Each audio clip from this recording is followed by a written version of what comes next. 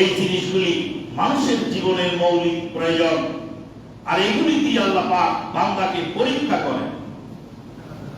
আল্লাযীনা ইযা আসাবাতহুম মুসিবাতুন ক্বালু ইন্না লিল্লাহি ওয়া ইন্না ইলাইহি রাজিউন। যখন তাদের কাছে আসে কোন ধরনের মুসিবত, মুসিবাতুন শব্দ আরবি ব্যাকরণের কায়দায় ইসমে নাকেরা। ইসমে নাকেরা মানে হলো অনির্দিষ্টবাচক বিশেষ্য। অনির্দিষ্টবাচক বিশেষ্যকে আরবি ব্যাকরণে বলে ইসমে নাকেরা, মানে নির্ধারিত কোনো মুসিবত নয়, যে কোনো মুসিবত আসে। আল্লাযীনা ইযা আসাবাতহুম মুসিবাতুন ক্বালু ইন্না লিল্লাহি ওয়া ইন্না ইলাইহি রাজিউন। মুসিবত আসলে ইন্না লিল্লাহ পড়ে, হেসন খায় পড়ে গেল ইন্না লিল্লাহ। আর আমরা তা বলি, আমরা বলি কোন অমুকের বাচ্চাকে পানি ফেলেছে রে, অমুকের বাচ্চা তো পানি ফেলেছে, সে তো ভুল করেছে, তাই তো তুমি বিসর খেয়ে পড়ে তো, তোমার কি চোখ নাই? তুমি দেখো না কেন? চোখ দিয়ে দেখে আনতে পারো না? ধীরে ধীরে আনতে পারো না? তাড়াহুড়া করো না। আল উজলাতু মিনাশ শাইতান ওয়া তাআন্নি মিনার রাহমান। তাড়াহুড়া করা কাজ শয়তানের, আর ধীরস্থির করা হলো আল্লাহর কাজ। আল্লাহু আকবার। আল্লাহ পাক কোন বললেই হয়ে যায় আসমান জমিন বলতে 6 দিনে। কয় দিনে? 6 দিনে। আল্লাহ কোন বললেই হয়ে যায়। যে আল্লাহ কোন বললে অনেক কিছু সৃষ্টি করতে পারেন, সে আল্লাহ আসমান জমিন সৃষ্টি করেছেন 6 দিনে। সুবহানাল্লাহ। আল্লাহ বান্দাকে শিক্ষা দিয়েছেন ধীরে ধীরে চলো। তুমিও ধীরে ধীরে চলো। তাড়াতাড়ি করতে গিয়ে বিচলতে পড়ে গেলে ইন্না লিল্লাহ মুখ দেবে ধরলে কোন অমুকের বাচ্চা পানি ফেলেছে। নিজের আত্মসমালোচনা নাই। আল্লাহ পাক বলেন যখনই তাদের কোনো মুসিবত আসে তখন তারা বলে ইন্না লিল্লাহি ওয়া ইন্না ইলাইহি রাজিউন। নিজের আত্মসমালোচনা করতে হবে। কেন এগুলি হয়? হয় ইমানের পরীক্ষা, নতুবা পাপের শাস্তি। ইমানের পরীক্ষা, নতুবা পাপের শাস্তি। পানি করতে গেল, বন্যা করতে গেল, অমুক দেশ পানি আমাদেরকে দিয়ে ডুবিয়ে দিল। যেই দেশ পানি দিয়েছে সেখানে কি পানির ফ্যাক্টরি আছে? তারা কি পানি উৎপন্ন করে? না। কোথা থেকে পানি আসে? আরে পানি আসে চীন থেকে। চীনে একটা নদী আছে, সেই নদীর নাম হলো হুয়াংহো নদী। চীনের হুয়াংহো নদীকে বলা হয় চীনের দুঃখ। যদি ইন্টারভিউতে জিজ্ঞেস করে চীনের দুঃখ কাকে বলে, তো বলল হুয়াংহো নদীকে বলা হয় চীনের দুঃখ। এই হুয়াংহো নদী চীনের, এর প্লাবনে, বন্যায় প্রতি বছর লক্ষ লক্ষ টন খাদ্য শস্য নষ্ট হয় এই হুয়াংহো নদীর প্লাবন। চীনের পানি আর এক দেশে আছে, সেই দেশের লোক আবার ছেড়ে দেয়। পানি আসতেই পারে, এটা স্বাভাবিক। অপরাধ কোথায়? অপরাধ হলো বাঁধ দেওয়া। তোমাকে বাঁধ দিয়ে মাতব করতে গিয়ে বলেছে পানি ছেড়ে দাও, পানি নদীতে পানি চলবে। বাঁধ যদি না থাকতো সারা বছর টাইম টু টাইম পানি আসতে থাকতো, নদীর নাব্যতা হ্রাস পেত না, নদীতে পলি জমত না, পানি নদীর ধারণ ক্ষমতা ঠিক থাকে। বাঁধ দিয়ে পানি আটকানোর কারণে পানি কি হয়ে যায়? নদীগুলা জল হয়ে যায়। তারপর হঠাৎ করে এক সময় ছেড়ে দেয়। তুমি ডুবে যাচ্ছ, ভালো কথা, ডুবা ছাড়ার আগে তো আস্তে আস্তে ধীরে ধীরে ছাড়তে পারো, ওয়ার্নিং দিতে পারো। এগুলি হলো তোমাদের অপরাধ, এগুলি অন্যায়, এগুলি তোমাদের প্রতিহিংসা, তোমাদের শকুন, তোমরা যে মুশরিক, তোমরা যে মুসলমানের দুশমন, তার জ্বলন্ত প্রমাণ হলে মুসলমানের দুশমন এখনো মুসলমান চেনে না। যার কুয়া ছুঁয়ে দিল গোসল করো দেবে। মুরব্বীরা বলতে পারবেন, আমরা ছোটকালে ওই মালউনদের ব্রাহ্মণ্যবাদীদের কুয়াটা ছুঁয়ে দিলে ওরা গোবর ঢেলে ওই কুয়া পবিত্র। তার মানে তুমি মুসলমান, তোমার সে গোবর পবিত্র। তুমি ওর কুয়া ছুঁয়ে দিলে কুয়া নাপাক হয়ে যায়, আর গোবর ঢেলে দিও পরিষ্কার করে। আল্লাহ পাক বলছেন লা ইয়াত্তাখিযুল মুমিনুনাল কাফিরিনা আউলিয়া, মুমিন কোনদিন কাফেরকে বন্ধু বানাতে পারে না। আল্লাহ পাক অন্য আয়াতে বলেন কাদ বাদাতিল বাগদাউ মিন আফওয়াহিহিম, তাদের মুখে শত্রুতা প্রকাশ পায়।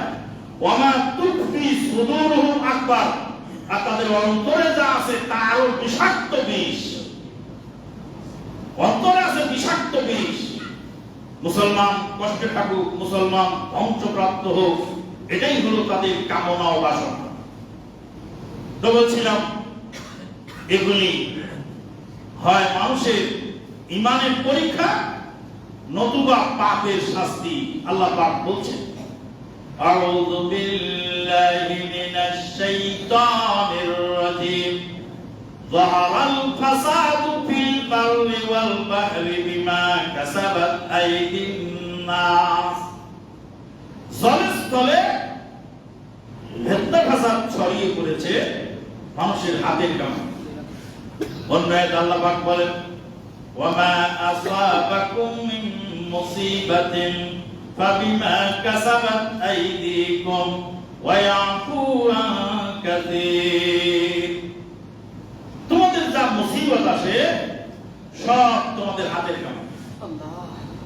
ওয়ালাউ আন্না লাল কুরা আমানু ওয়াত্তাকাউ লাফাতাহনা আলাইহিম বারাকাতিম মিনাস সামাই ওয়াল আরদ, যদি জনপদের লোকেরা ঈমান আনে আর আল্লাহকে ভয় করে, তাহলে আমি আল্লাহ অবশ্যই তাদের জন্য আসমান এবং জমিনের বারাকাতের দরজা সমূহ খুলে দেব। সুবহানাল্লাহ। মানুষের পাপের কারণে মানুষ শাস্তি ভোগ করে, বেঈমানের শাস্তি হয়, পাপিষ্ঠর শাস্তি হয়, পাপের শাস্তি আল্লাহ পাক সজাগ করেন যাতে পাপ থেকে ফিরে আসে।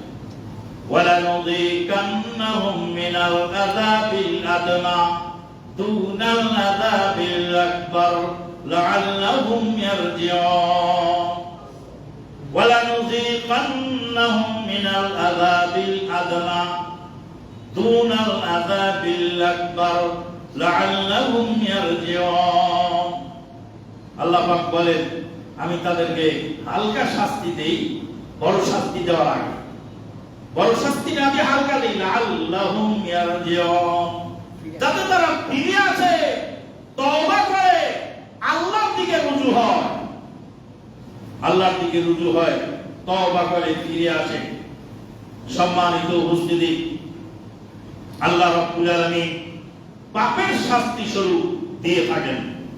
পৃথিবীর বুকে সবচেয়ে ভয়াবহ পাপ, পৃথিবীর বুকে সবচেয়ে ভয়াবহ পাপ, পৃথিবীর বুকে সবচেয়ে ভয়াবহ পাপ যেটা তার নাম হলো জুলম। তার নাম হলো জুলম। জুলমটা হলো পৃথিবীর সবচেয়ে ভয়াবহ। বলবেন মাদানী সাহেব তাহলে শিরকটা কি পাপ নয়? শিরকটা কি ভয়াবহ নয়? আল্লাহ পাক বলেন ইন্নাশ শিরকা লাযুলমুন আযীম, শিরকটা হলো সবচেয়ে বড় জুলুম। তাহলে শিরকটা কি? জুলুম। আল্লাহ পাক বলেন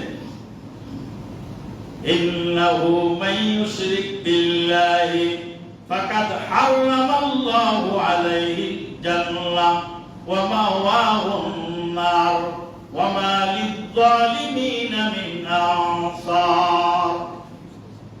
যে ব্যক্তি আল্লাহর সঙ্গে শরীক করে ফাকাদ হারামাল্লাহু আলাইহি জান্নাহ, আল্লাহ পাক তার উপরে জান্নাতকে হারাম করে দেন। শিরক করলে জান্নাত হারাম হয়ে যায়। ওয়া মাওয়াহুন নার, তার বাসস্থান চিরস্থায়ী জাহান্নাম। ওয়া মা লিয-যালিমিনা মিন আনসার, এই জালেম মুশরিকদের জন্য কোনো সাহায্যকারী না। পৃথিবীর সবচেয়ে বড় জুলুমের নাম হলো শিরক।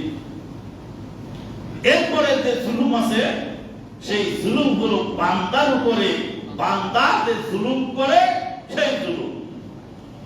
আল্লাহ পাক সেই জুলুম সম্পর্কে বলছেন, ওয়ামাল্লাহু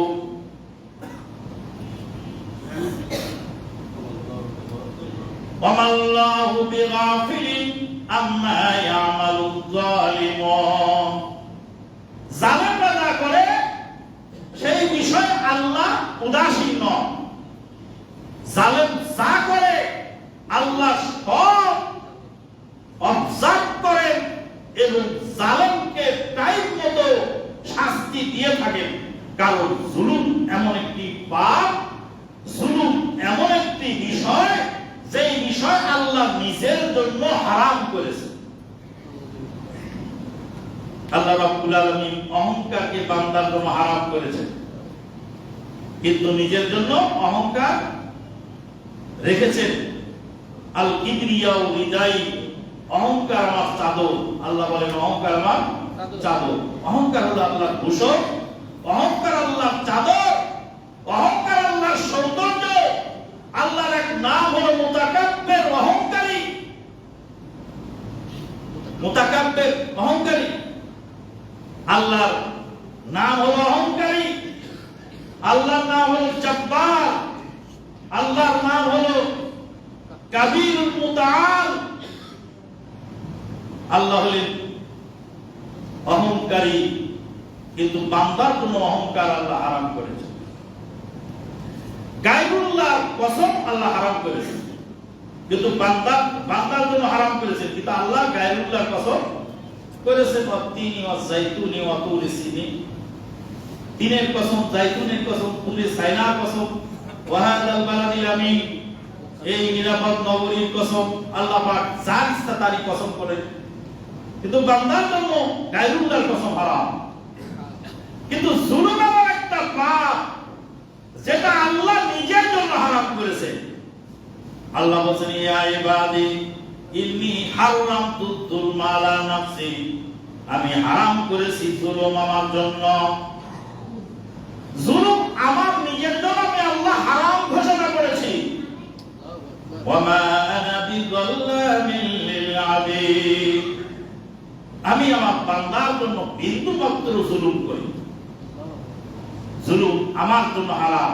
তারপর আল্লাহ বলেন, ওয়া জাআলতুহু মুহাররামান বাইনাকুম, আর এই জুলুমকে তোমাদের পারস্পরিক একে অপরের উপর জুলুম করা হারাম ঘোষণা করি।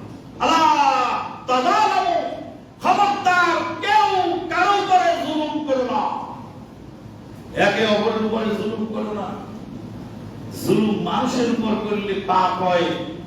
জুলুমের কারণে মানুষ জাহান্নামে যায়, দুনিয়াতে লাঞ্ছিত হয়, দুনিয়াতে মানুষ ক্ষতিগ্রস্ত হয় জুলুমের কারণে। জুলুম বান্দার উপর করলে জুলুম হয়, মানুষের উপর করলে জুলুম হয়, মুসলমানের উপর করলে জুলুম হয়, অমুসলিমদের উপরে করলে জুলুম হয়, পশু পাখির উপরে করলেও জুলুম হয়। এটাও বড় ভয়াবহ। আল্লাহ নবী সাল্লাল্লাহু আলাইহি ওয়াসাল্লাম বলেন, একজন মহিলা ছিল খুব পরহেজগার দিনদার, কিন্তু একটা বিড়ালকে আটক করে রেখে খেতেও দেয়নি আর ছেড়েও দেয়। যদি ছেড়ে দিত তাহলে রাস্তায় পোকামাকড় ফেলে খেত। খিসা শিলাস বলা হয়েছে হাদিসে, রাস্তা থেকে কিছু কিছু কিছু যা পাইত তাই খেয়ে জীবন ধারণ। খেতেও দেয়নি, তাকে ছেড়েও দেয়। আটক করে রেখে বিড়ালটা হত্যা করলো সেই মহিলা। সেই মহিলাকে আল্লাহ পাক জাহান্নামের ফয়সালা ঘোষণা করলেন। জালেমরা যারা জুলুম করে তারা মনে মনে ভাবে আমার দিন বোধহয় এরকমই যাবে। জালেমের পতন যে হবে তা তো ভেবেছিলাম অনেক আগে। আল্লাহর কাছে দোয়াও করেছিলাম, আল্লাহ জালেম মুক্ত করো দেশকে। পুলিশকে বলেছিলাম জালেমের পতনের আগের খুতবায়, বলতো হে পুলিশ তুই আল্লাহকে ভয় কর। হে পুলিশ তোর গায়ের জামা আমার টাকায় কেনা, ঠিক তোর পায়ের জুতাটা আমার টাকায় কেনা, তোর হাতের অস্ত্রটা আমার টাকা, তোর অস্ত্রের বুলেটটা আমার টাকা। আমি হলাম দেশের নাগরিক আর তুই হলে দেশের পাহারাদার কর্মচারী। আমার ঘাম ঝরানো ট্যাক্সের টাকায় তোর বেতন হয়, তুই গুলি করে ঝাঁঝরা করিস আমার ভাইয়ের বুক, হাসরের ময়দানে ওই লাঠি তো তোমার হাতে থাকবে না, লাঠি থাকবে মাজলুমের হাতে। আহলে হাদিস আন্দোলনের নেতা খুলনা জেলা গোলাম মুক্তাদির বাবু ভাই, ওকে জঙ্গিবাদের মামলায় ধরে নিয়ে একদম থানায় নিয়ে গিয়ে শাল কাঠের রোলা দিয়ে পায়ের বুড়ো আঙ্গুলের মধ্যে সেঁচে দিল। পায়ের বুড়ো আঙ্গুলটা একটা পাথরের উপর রেখে শাল কাঠের রোলার দিয়ে যখন মেরে সেঁচে দিল, পায়ের আঙ্গুল ছিন্ন ভিন্ন হয়ে গেল। গোলাম মুক্তাদির বাবু ভাই লাঠিটা চেপে দিল, থাক, আপনি আমাকে অপরাধী সাব্যস্ত করে নিয়ে এসেছেন, অপরাধ প্রমাণ হয়নি এখন। বাইতুল মাকদাস থেকে বিবি মরিয়মকে অপরাধী সাব্যস্ত করে বের করা হয়েছিল, কিন্তু অপরাধ প্রমাণ হয়নি। 1450 বছর পর্যন্ত এখন আমরা জানতে পারছি সেদিন মারিয়াম সঠিক ছিলেন, আর তাকে যারা গায়ে হাত তুলেছিল তারা অন্যায় করেছিল। দেশ বরেণ্য আলেমকে আদালতে তুলে জিজ্ঞেস করে, অমুক যুদ্ধের সময় অমুকের মেয়েকে তোমার বাড়িতে রেখে উপর্যুপুরি ধর্ষণ করেছিলেন, কথা কি সঠিক? 250 অভিযোগ আছে। সেই প্রখ্যাত আলেমে দ্বীন, আল্লাহ তাকে জান্নাতুল ফেরদাউস দান করুন, আমিন। তার বিরুদ্ধে 250 অভিযোগ, তার মধ্যে 200 অভিযোগ ফেলে দিয়েছে প্রাথমিক, আর 50টা অভিযোগ আমলে এনে সেটা জেরা হচ্ছে আদালতে। আর সে আলেমের দিনকে জিজ্ঞেস করছে, অমুক যুদ্ধের সময় অমুক জেলের মেয়েকে আপনার বাড়িতে ঘরে আটক করে রেখে জেনা করেছিলেন আপনি। আলেম সাহেব বললেন, অল্প শোকে কাতর, অধিক শোকে পাথর। বলার আমার কিছু নাই, শতাব্দীর সবচেয়ে বড় মিথ্যাচারের শিকার আমি হয়েছি। এটুকুই বললি, আর তার বক্তব্য শেষ হলো, আর কিছু বললেন। সম্মানিত উপস্থিতি, মানুষ জুলুম করে আর মনে মনে ভাবে যে আমার জীবনে এইভাবেই চলবে, আমাকে আর ঠেকায় কে? কিন্তু আল্লাহ পাক ছাড় দেন, কিন্তু ছেড়ে দেন না। যারা জুলুম করেছে দুনিয়ায়, তাদের ইতিহাস আছে। এই পৃথিবীর বুকে অনেক জালেম এসেছিল। সম্রাট দাকিয়ানুস এক জালেম ছিল। সেই জালেমের অত্যাচার সহ্য না করতে পেরে আসহাবে কাহাফের যুবকেরা দেশ ছেড়ে রাতের অন্ধকারে পাহাড়ে গর্তে গিয়ে আত্মগোপন করেছিল। 100 বছর পার হয়ে গেছে। আমাদের এখন কোন আলেম ওলামা জেলখানায় গেলে মানুষ আশ্চর্য হয়, আর বলে এতদিন একজন আলেমকে আটক করে দেয়। আর আসহাবে কাহাফের যুবকেরা 100 বছর পার করে দিয়েছে। ওই পাহাড়ের গুহায় সম্রাট দাকিয়ানুসের নির্যাতন থেকে বাঁচার জন্য তারা হিজরত করে পাহাড়ের গুহা আত্মগোপন করেছে। সম্রাট বখতিয়ার এই পৃথিবীকে ধ্বংসস্তূপে পরিণত করেছিল। এই দুনিয়াতে এসেছিল হিটলার, এই দুনিয়াতে আরো অনেকে এসেছিল। এই পৃথিবীতে এসেছিল হাজ্জাজ বিন ইউসুফ সাকাফি, 1 লক্ষ মুসলমানকে হত্যা করেছিল। লক্ষাধিক মুসলমানকে হত্যাকারী হাজ্জাজ বিন ইউসুফ সাকাফি। এত বড় জালেম পৃথিবীতে আসে মুসলিমদের। 1 লক্ষ লক্ষাধিক মুসলমানকে হত্যা করেছে। তার কোপানল থেকে, তার রোশানল থেকে জলিলুল কদর সাহাবী আব্দুল্লাহ বিন জুবায়ের রাদিয়াল্লাহু তাআলা তিনিও মুক্ত। আব্দুল্লাহ বিন জুবায়েরকে ধরে নিয়েছে হত্যা করার জন্য হাজ্জাজ। এসে জিজ্ঞেস করতে, হে আব্দুল্লাহ, হে আব্দুল্লাহ, তোকে তো আমি হত্যা করবো, তুই জানিস ভালো করে, কিন্তু কিভাবে হত্যা করবো তুই বলে দে। যেভাবে করবি সেভাবে হত্যা করবো।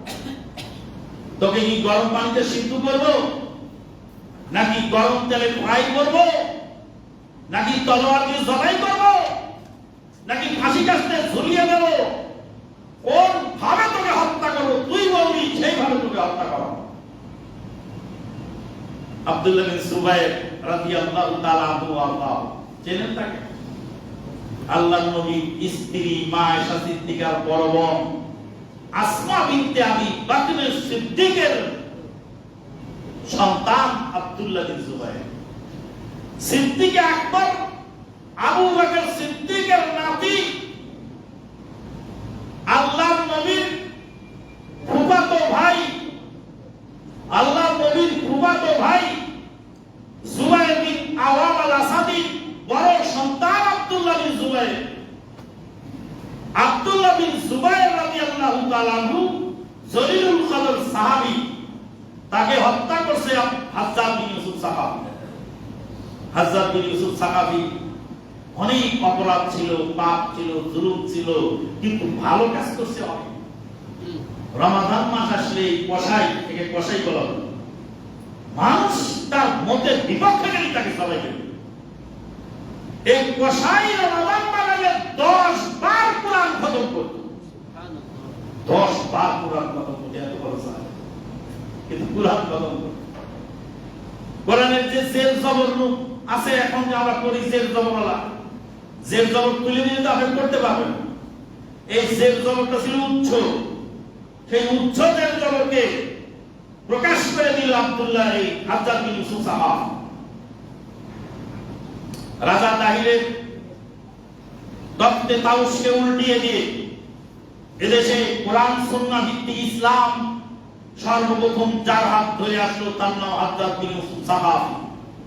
হাজ্জাজ বিন ইউসুফ সাকাফির অনেক ভালো কাজ, কিন্তু সে একটা জালেম, লক্ষাধিক মুসলমানকে হত্যা করেছে। আব্দুল্লাহ বিন জুবাইর রাদিয়াল্লাহু তাআলা আনহুকে কি মস্করা করে, তুমি যেভাবে মরতে চাও সেভাবে মারো। আব্দুল্লাহ বিন জুবাইর রাদিয়াল্লাহু তাআলা জবাব দিচ্ছেন, বলছে, হে জালেম হাজ্জাজ, তুই নিজের জন্য যেটা পছন্দ করিস সেটা আমার উপরে প্রয়োগ কর। তুই যদি আমাকে নিজে গরম তেলে ফ্রাই হওয়া পছন্দ করিস, আমাকে গরম তেলে ফ্রাই কর, আমার আল্লাহ তোকে গরম তেলে ফ্রাই করবে। তুই যদি গরম পানিতে সিদ্ধ হওয়া পছন্দ করিস, তো আমাকে গরম পানিতে সিদ্ধ কর, আমার আল্লাহ তোকে গরম পানিতে সিদ্ধ করবে। তুই যদি আমাকে তলোয়ারকে জবাই করা তোর নিজের জন্য পছন্দ হয়, আমাকে তাই কর, আমার আল্লাহ সেই জবাব তোকে দিবে, আজকে না কালকে দিবে, টুডে তোমার অবশ্যই দিন জবাব দেবে। এই সালেম আব্দুল্লাহ বিন জুবাইর রাদিয়াল্লাহু আনহু হত্যা করে জবাই করে দিল, প্রচুর রক্ত খরচ হলো। জাল্লাদকে জিজ্ঞেস করে, জাল্লাদ এত রক্ত, জীবনে বহু মানুষ মেরেছি, এত রক্ত তো বের হয় না। তখন আব্দুল্লাহ জালেম বলছে যে, হে হাজ্জাজ, মানুষ যখন মৃত্যুর কথা শোনে তখন ভয়ে তার রক্ত সংকুচিত হয়ে যায়, রক্তগুলি গোশতের কোষে ঢুকে পড়ে, ভয়ে মৃত্যুর চিন্তায় রক্ত শুকে যায়। যাদেরকে মেরেছো তারা মৃত্যুর চিন্তায় বিভোর ছিল, এই জন্য তাদের রক্ত শুকিয়ে গেছিল। কিন্তু আব্দুল্লাহ বিন জুবাইর এমন সাহসী নওজোয়ান, মৃত্যুর খবর শুনে সে বিচলিত হয় নাই, তার রক্ত এক বিন্দু শুকে নাই, তার পুরো রক্ত খরচ হয়েছে, এই জন্য এত রক্ত দেখা গেল। হত্যা করার পরে আবার গাছে ঝুলাই রাখছে, গাছের সাথে লাশ ঝুলাই রাখছে, লাঠি ভর্তি যাচ্ছেন আব্দুল্লাহ বিন জুবাইরের মা আসমা বিনতে আবি বকর সিদ্দিক। আর একটা কথা বলে দিই, মা বোনরা ভালো করে শোনেন। হাজ্জাজ যখন ধরে নিয়ে গেল, এই ফকিন্নির বাচ্চা, এই ফকিন্নির বাচ্চা, তোর মা তো 2 ফিতাওয়ালা, তোর মা 2 ফিতাওয়ালা, এমন ফকিন্নি তোর মা যে পায়ের জামা বাঁধার ফিতা ছিল না রে, একটা ফিতা ফেলে 2 ফিতা বানিয়েছিল, ওই জন্য হয়েছিল তার নাম জাতুন নিতাকাই। জাতুন নিতাকাই ওই জন্য হয়েছিল তার নাম। ভালো করে শোনেন ইতিহাস। তখন আব্দুল্লাহ বিন জুবাইর বলছে, হে জালেম হাজ্জাজ, শুনে রাখ, আমার নানা আবু বকর সিদ্দিক, সিদ্দিকে আকবর, আমার নানা সিদ্দিকে আকবর, সে যাচ্ছে হিজরতে, আর নানার সঙ্গে আছে আমার খালু সাইয়্যিদুল মুরসালিন, নবী মুহাম্মদুর রাসূলুল্লাহ সাল্লাল্লাহু আলাইহি ওয়াসাল্লাম। খালু যাচ্ছে না, নানা যাচ্ছেন হিজরতে। আমার মা হিজরতের রাত্রে রুটি বেঁধে দিচ্ছেন আমার খালুর জন্য, আমার নানার জন্য।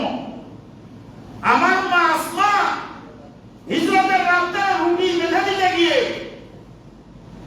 রুটি বাঁধার কোনো দড়ি ছিল না, তাই পায়জামার ফিতা বের করে ছিঁড়ে দুই টুকরা করে এক টুকরা দিয়ে পায়জামা পরেছিল, আর এক টুকরা দিয়ে হিজরতের রাতে রুটি বেঁধে দিয়ে ঝুলে যাবেন। ভালো করে শুনে না, আমার মা তো কহিনি, কিন্তু আমার মায়ের পায়জামার ফিতা অর্ধেক পায়জামা বাঁধার কাজে আর অর্ধেক হিজরতের রাতে রুটি বাঁধার কাজে লাগছে। বাহারাইনে গেলাম, দেখলাম একটা মাদ্রাসা আছে, মাদ্রাসা সাতুন্নিতা, তাই দুই ফিতাওয়ালার মাদ্রাসা। ওই মাদ্রাসার মাঠে ঈদের জামাতের খুতবা দেওয়ার দায়িত্ব আমার ছিল।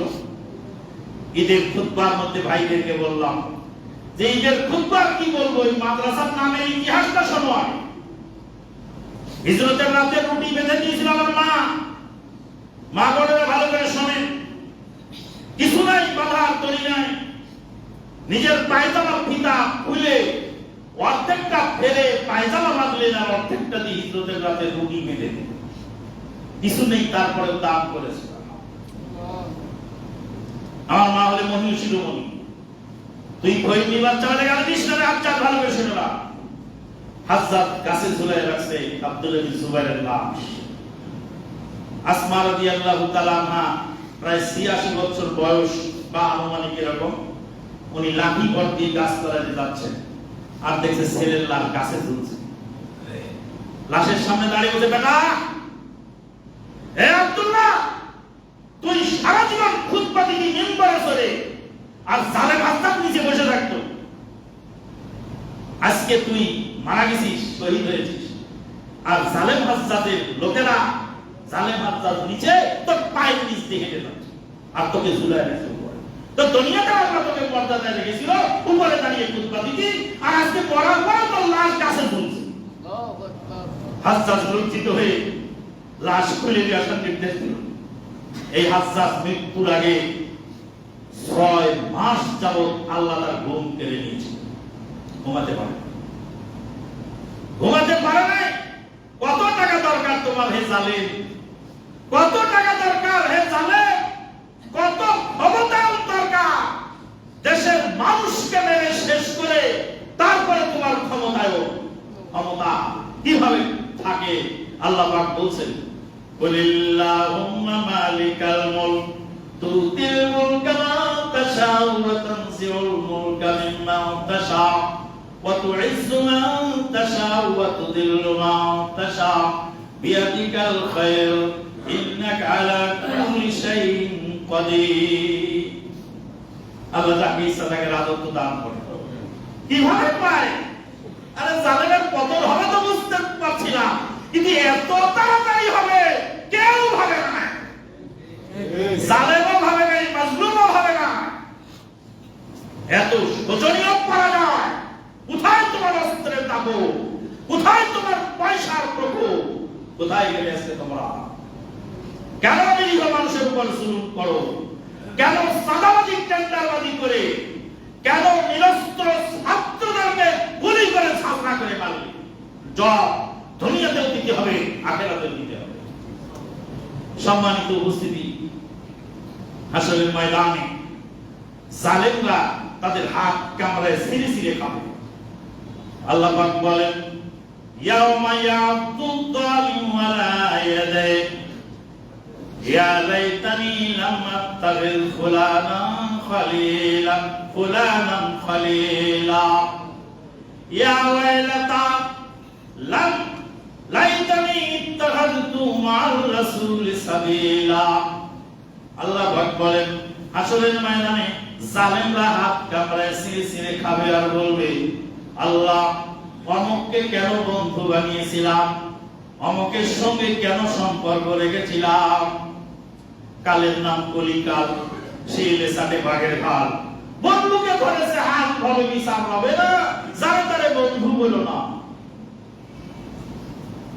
ইয়া ওয়াইলাতা লাইতানি ইত্তাখাযতু মা'আর রাসূলি সাবিলা, যদি রাসূলের পথ ধরতাম কতই না কল্যাণ হতো। সবাই চলে গেল, আমাকে ফেলে দিয়ে আমি একা একা রয়ে গেলাম।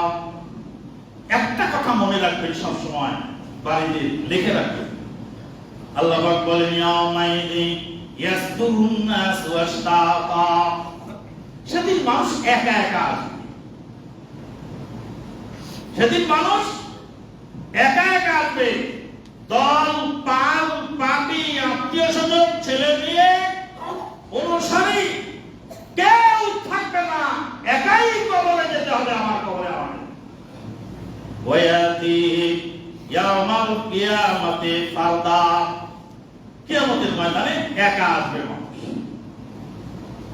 আপনি যদি ভাবেন যে আমাকে একাই যেতে, হে ছেলে তুমি আমাকে অন্যায় করতে বলো, হে দিদি তুমি আমাকে খারাপ কাজ করতে বলো, হে নেতা তুমি আমাকে খারাপ কাজ করতে বলো, আমার কবরে আমাকে যেতে হবে, আমার লাইব্রেরি আমাকেই নিতে হবে।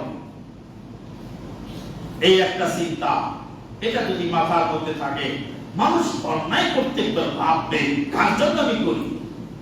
ছেলে মেয়ের জন্য সম্পদ জমা করলাম, ছেলে মেয়ে তো আমাকে ফেলে দিয়ে আসবে গোরস্থানে, আর জবাব তো আমাকে দিতে হবে। সম্মানিত উপস্থিতি, এটা চিন্তা করলে তাহলে মানুষ অন্যায় কাজ করতে পারে।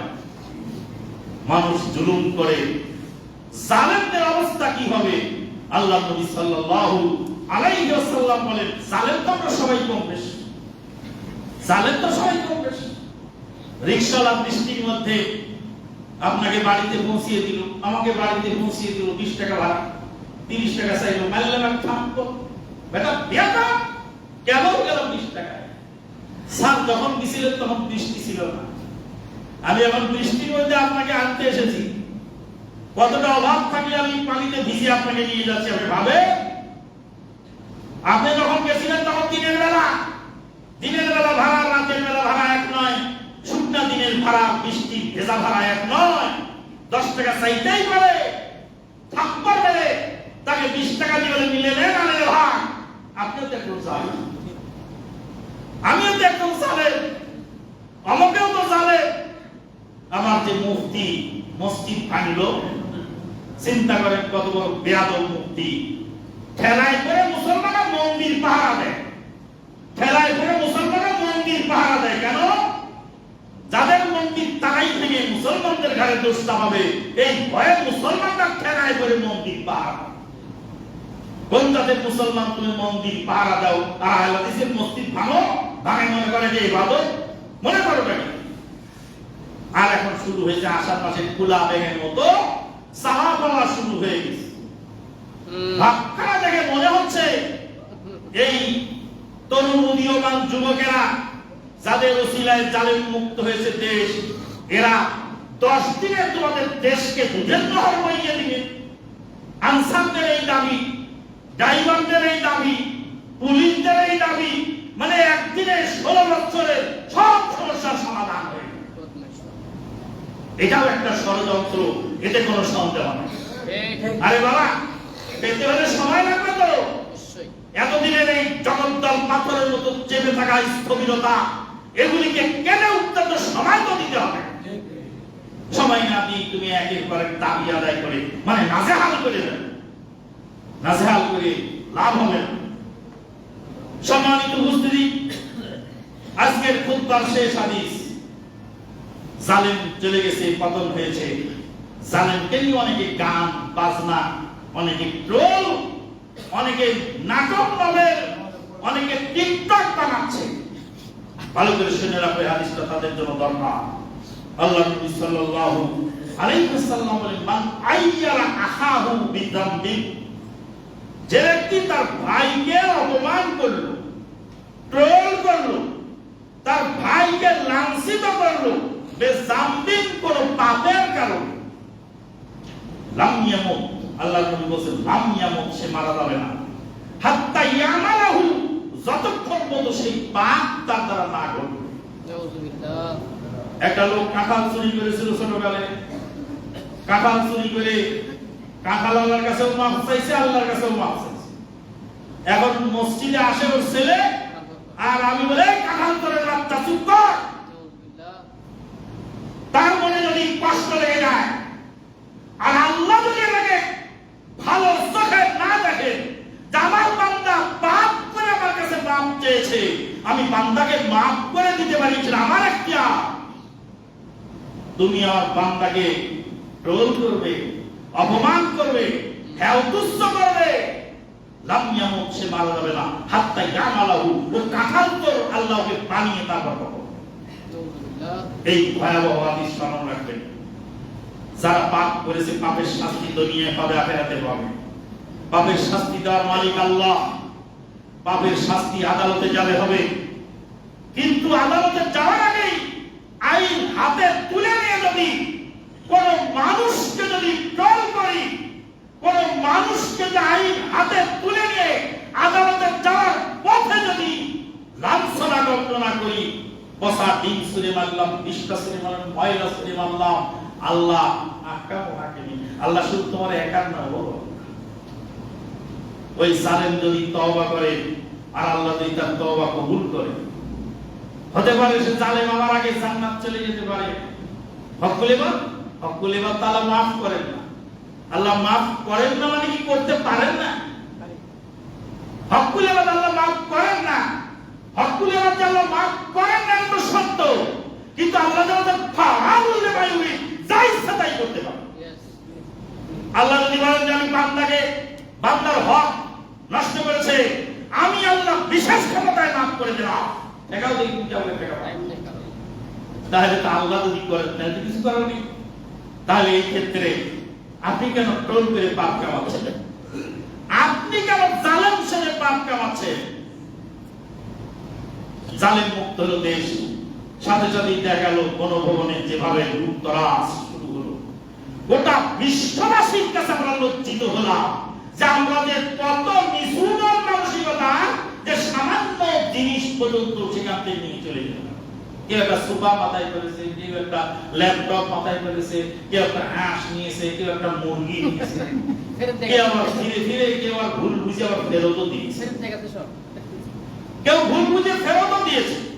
কিন্তু বিশ্ব মিডিয়া দেখলো ফেরত দেওয়াটা, তো বিশ্ব মিডিয়া দেখেনি, দেখলো অল্প দেখেছে, কিন্তু যারা নিয়েছিল তা তো দেখলো।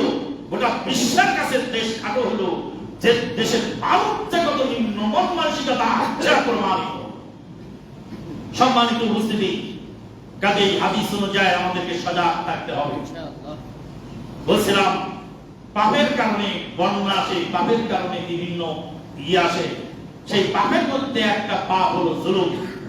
আর এই জুলুম থেকে বাঁচতে হলে জুলুম ছেড়ে দিতে হবে। বিগত দিনে জুলুম হয়ে থাকলে আল্লাহর কাছে ক্ষমা চাইতে হবে।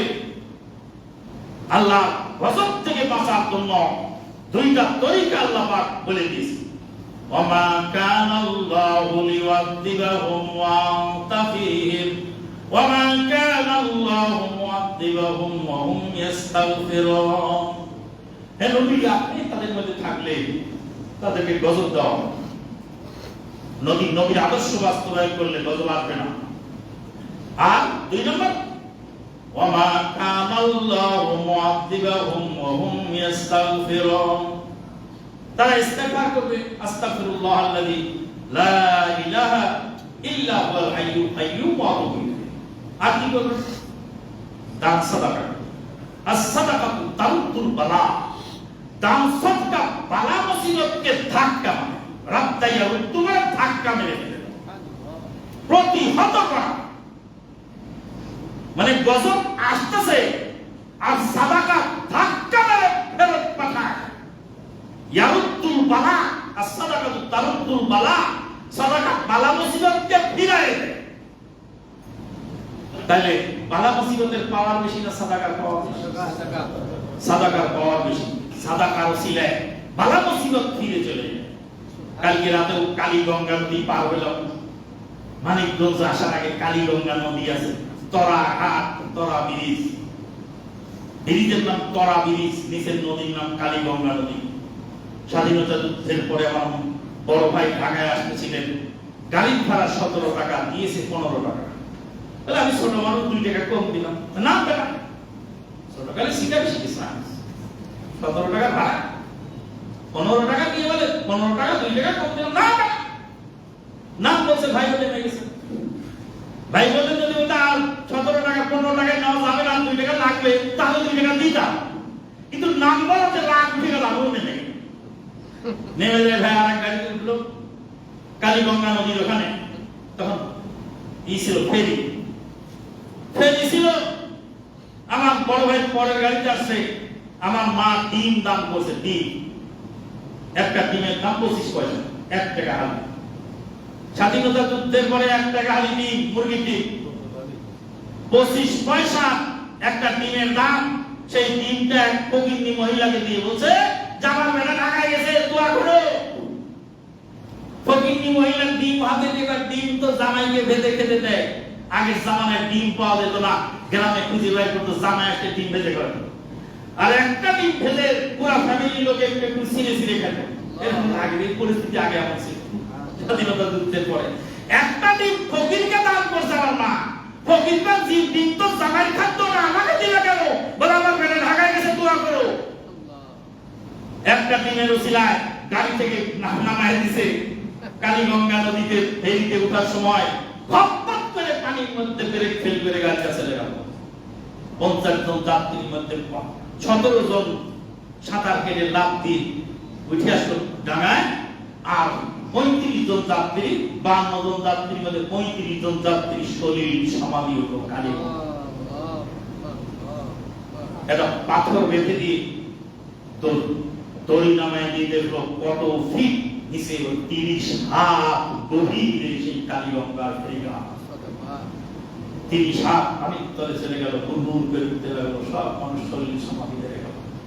আমার মার কাছে চিঠি লিখলো, মা তোমার দোয়ার বরকতে আল্লাহ আমাকে গাড়ি থেকে নামিয়ে দিয়েছিল, না হলে ওই গাড়িতে আমি ছিলাম।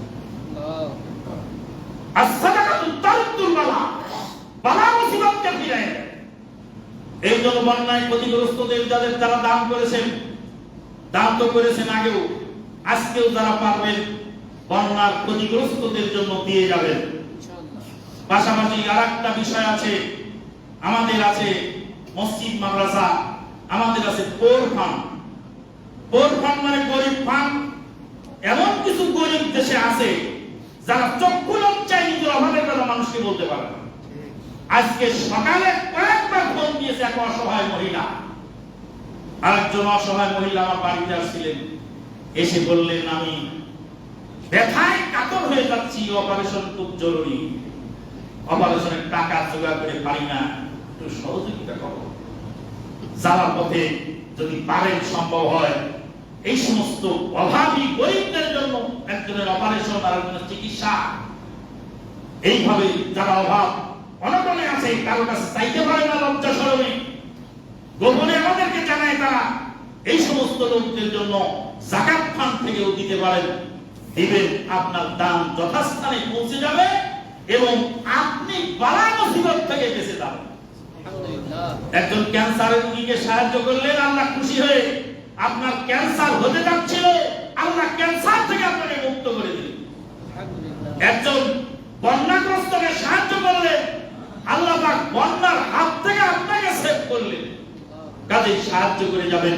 আল্লাহ পাক আমাদেরকে তৌফিক দান করুন। আল্লাহুম্মা আমিন। প্রিয়জনকে নিয়ে মরিয়ম মিডিয়া টিভি এর সাথে থাকুন, সত্য জানুন, সঠিক পথ বেছে নিন। মরিয়ম মিডিয়া টিভি, কোরআন সুন্নাহর পথে এক অনন্য আহ্বান।